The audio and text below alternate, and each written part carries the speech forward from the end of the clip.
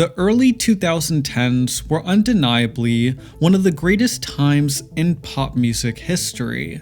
It was an era in which the electro-pop trend was in full effect and created some of the most beloved pop artists we know today. One of, if not the defining pop artist to come out of that decade was singer-songwriter Katy Perry.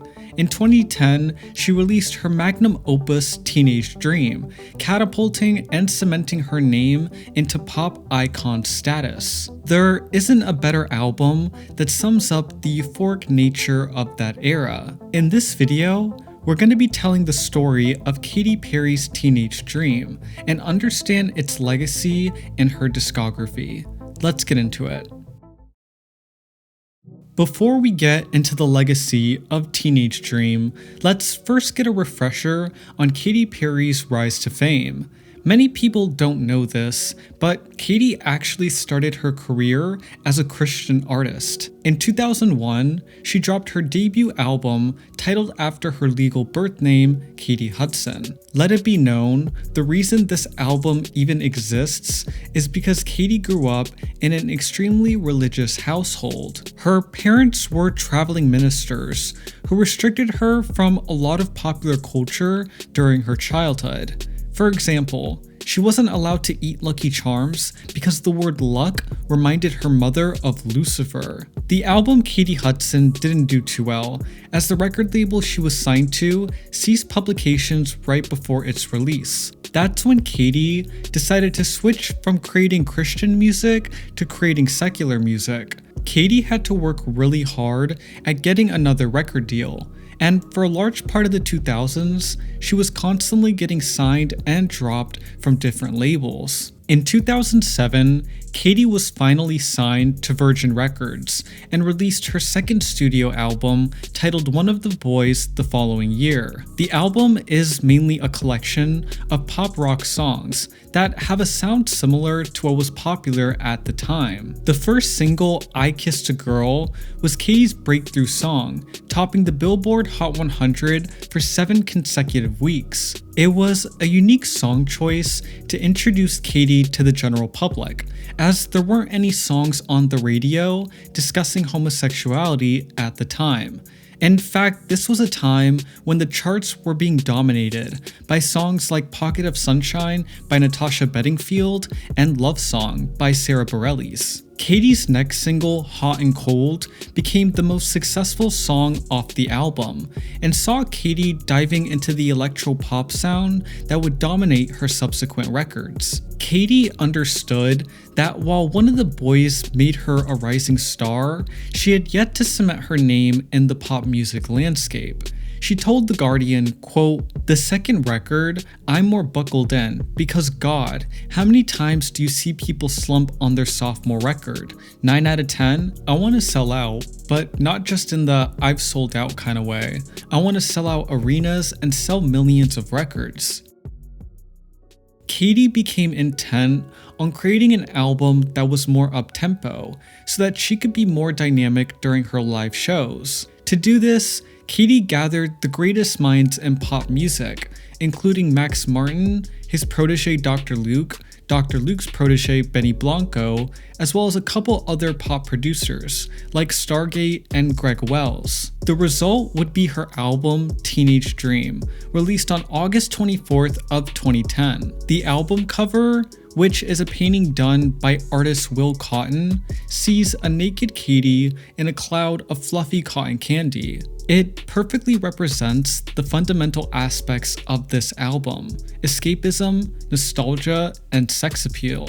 The first single to be released was the electro-pop song California Girls. The track, which features rapper Snoop Dogg, became the official summer song of 2010, with radios constantly replaying the infectious tune. The music video, which took inspiration from the album cover, contributed to the song's euphoric nature. It made Katy stand out, as the only other artist doing camp-like visuals was Lady Gaga. However, while Gaga's visuals were more gothic and gory, Katy served as a foil with more lighthearted visuals. California Girls debuted at number 2 on the Billboard Hot 100, but eventually peaked at number 1 for 6 consecutive weeks. Katy only continued to throw out an incredibly impressive string of singles, with the first 5 all going number 1. To put that into perspective, the only other artist to achieve that milestone was Michael Jackson on his 1987 album Bad. All the singles from Teenage Dream were released in such a calculated manner. The up-tempo, euphoric songs, such as the title track and Last Friday Night, came out during the summer, while the more emotional tracks, such as Firework and The One That Got Away, came out more during the winter season. The success of the singles made Katy an unstoppable force, and she was inescapable from radio stations, quickly becoming a household name. Looking back, it's incredible how she was able to achieve so many milestones in one era. Most female pop stars spend multiple albums trying to achieve main pop girl status, and Katy did it with one. However, what's even more impressive than how fast she achieved pop star supremacy is how quickly she lost it.